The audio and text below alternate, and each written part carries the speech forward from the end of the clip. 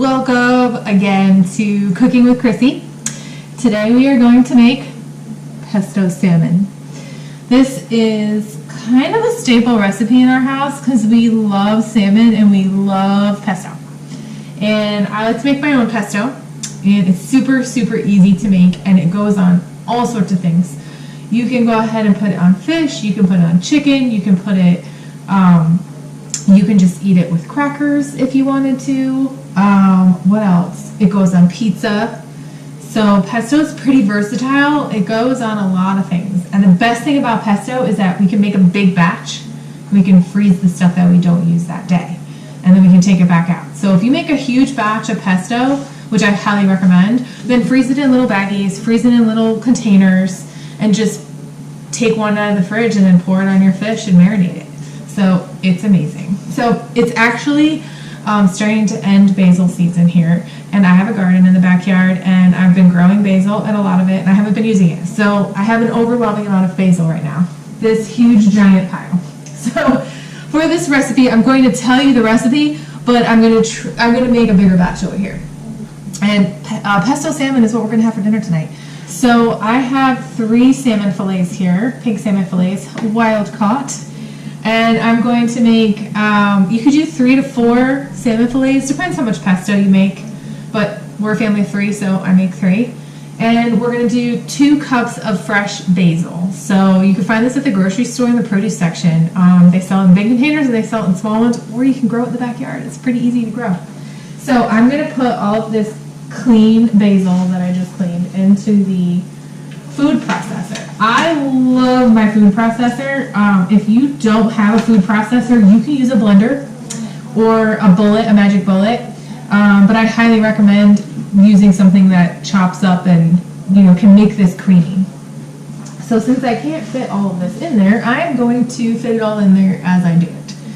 So the recipe is going to call for 2 cups of fresh basil, 1 to 2 cloves of garlic. It depends how garlicky you like it.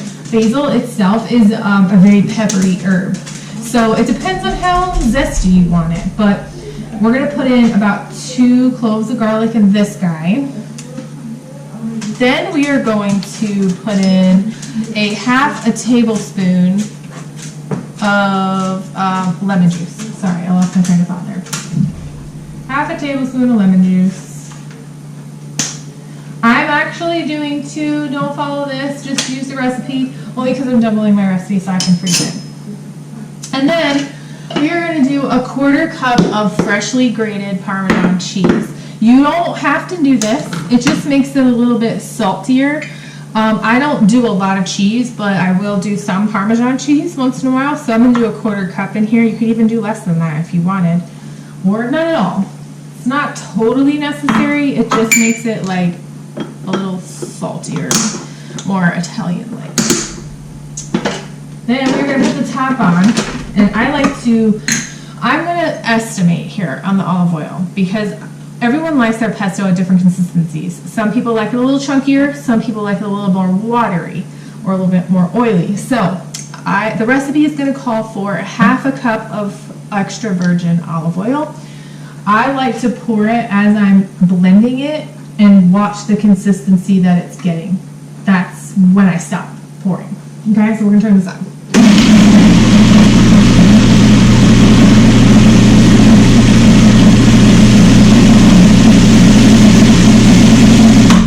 Now because I'm making a giant batch today, I'm going to stop it halfway now that this basil has crunched up, and I'm gonna put the rest of my basil in. Mash it down in there. It smells so good in here, like it's super aromatic. Basil is probably one of my favorite herbs, and it's amazing to cook with it. Kind of made a mess because I washed it. Okay, let's put the top back on. The lemon juice is not only going to flavor it, but it's also going to keep the color of this basil and this pesto vibrant.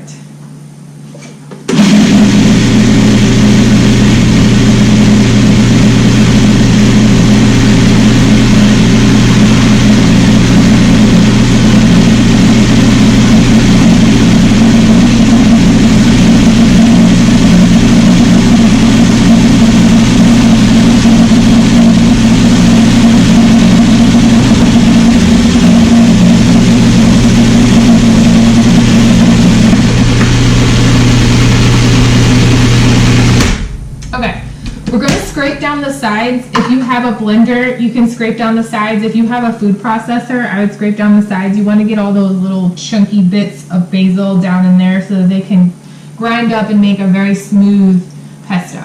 And I'm also going to add a 1/4 teaspoon of salt, just to make it a little bit saltier. It already has salt in it from the Parmesan cheese, but this just adds a little extra. I like to use pink Himalayan salt, just a personal preference. And we're going to turn it back on and we're going to blend it until it's smooth and creamy. Right now it's getting to that consistency, but I want it even smoother.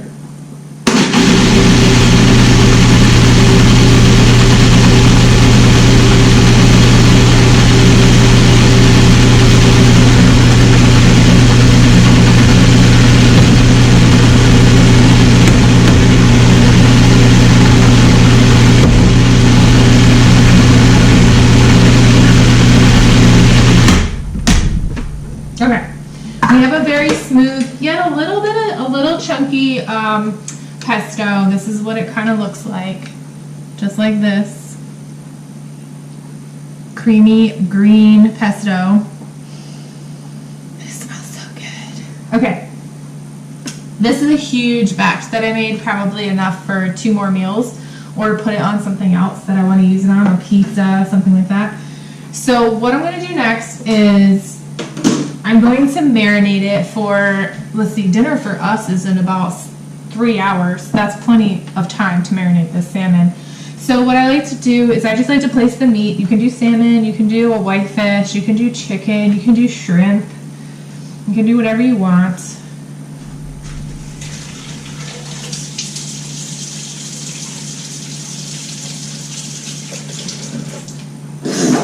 And we're going to pour this pesto over top of this delicious salmon. And I like to marinate it for at least an hour. I'm just adding a little bit of salt on top of my salmon.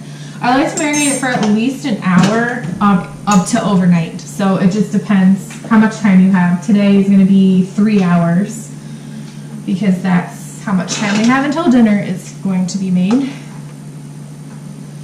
So just put that over your salmon, spread it out over top.